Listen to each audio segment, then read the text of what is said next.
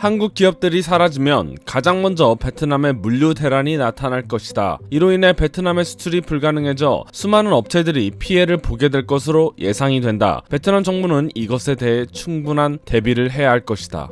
방금 말씀드린 내용은 베트남에서 한국 기업들이 사라진다면 벌어질 상황을 작년 물류 전문가가 예측한 내용입니다. 베트남에서 자리 잡았던 한국 기업들의 물류망이 사라진다면 베트남은 수출이 불가능에 가까워질 것이라고 예측을 한 것인데요. 그리고 이와 같은 예측은 결국 현실이 되고 말았습니다. 그동안 한국의 인프라 기술을 이용하여 달달하게 꿀을 빨던 베트남 내 중소, 중견 기업들이 최근 수출할 컨테이너와 물리비용 상승으로 인해 수출에 비상이 걸렸다고 난리가 난 상황이 베트남 언론에 심각하게 보도되었는데요. 베트남 전문 뉴스 기사에 따르면 근래 베트남에서는 한국 기업들의 인프라를 이용하여 대유행 시절에도 안정적으로 수출을 이어가던 베트남 기업들이 해외 시장으로 가는 선박 부족과 컨테이너 부족으로 인해 수출이 불가능하게 되어 심각한 상황에 처했다며 그동안 베트남은 저렴한 비용과 수많은 선박 물량을 가진 한국 기업들의 인프라에 의존하고 있었지만 그들이 사라진 지금 자국 내 기업 인프라로는 감당을 할 수가 없는 상태라고 전했습니다. 또한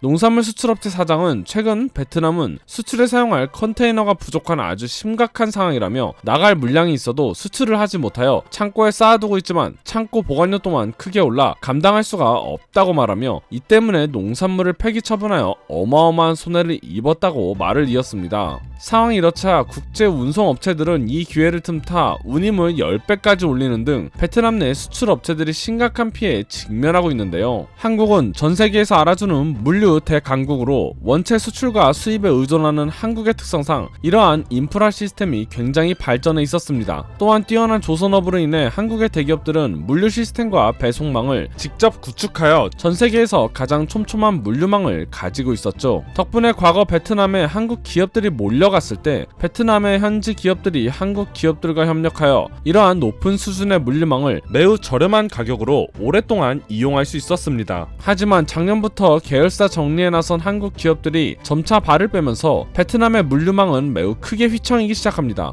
천천히 올라가던 컨테이너 임대료와 운임비는 어느새 작년과 비교하여 10배나 올라버렸고 미국 LA에서 베트남까지 컨테이너 임대료를 한국 기업을 통한다면 700에서 1000달러 정도 사이였지만 현재는 7000달러까지 상승한 상태입니다. 이로 인해 남아있는 베트남 자국 물류업체들에게 물류가 폭발하면서 베트남의 수출망이 아예 정지해버리기까지 하는 최악의 상황에 몰려버린 것이죠. 상황의 심각성을 인지한 베트남 해양청은 고의적으로 수출을 방해하는 선사들이 있는지 유무를 조사하여 이에 대한 대책을 강구하는 것으로 나타났지만 이 상황이 장기적으로 흘러갈 것임을 예상하며 아무런 조치를 취할 수가 없는 상황입니다. 근본적인 문제가 해결되지 않으니 베트남이 좋아하는 편법 또한 사용할 수가 없는 것이죠. 결국 베트남 정부는 일본에게 긴급 도움을 요청하면서 이 사태를 해결해보려는 발버둥을 치고 있습니다. 그런데 베트남 정부가 일본에게 수출 관련 도움을 요청하면서 한국에게도 동일한 내용으로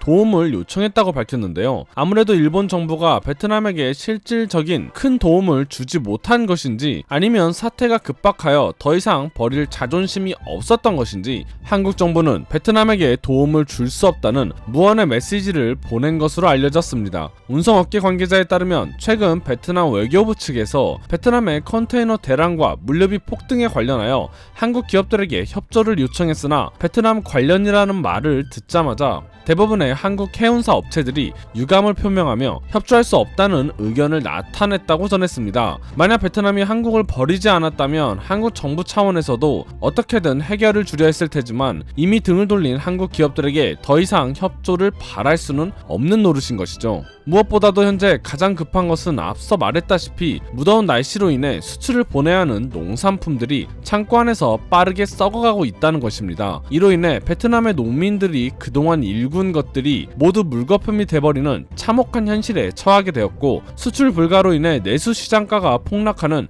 최악의 사태가 벌어져 버렸습니다. 일각에서는 현재 베트남의 수출 문제가 지금 당장에 해결하기 힘든 베트남 수출 산업 전반에 걸친 문제이기에 장기적인 침체로 이어질 가능성이 확실시되는데요. 이 때문에 베트남 정부는 이번 물류 대란이 더 오래 지속될 것으로 예측하며 업체들에게 대책을 미리 마련해 놓을 것을 지시하였지만 베트남 기업들은 베트남 정부가 한국을 한국을 견제하기 위해 벌인 외교적 결례로 인해 이러한 상황까지 온 것이 아니냐며 서로 책임 전가를 논하고 있는 것으로 알려졌습니다. 과연 베트남이 이 위기를 혼자서 극복할 수 있을지 앞으로도 계속해서 상황 전해드리겠습니다. 이상 국민투베였습니다. 시청해주셔서 감사합니다.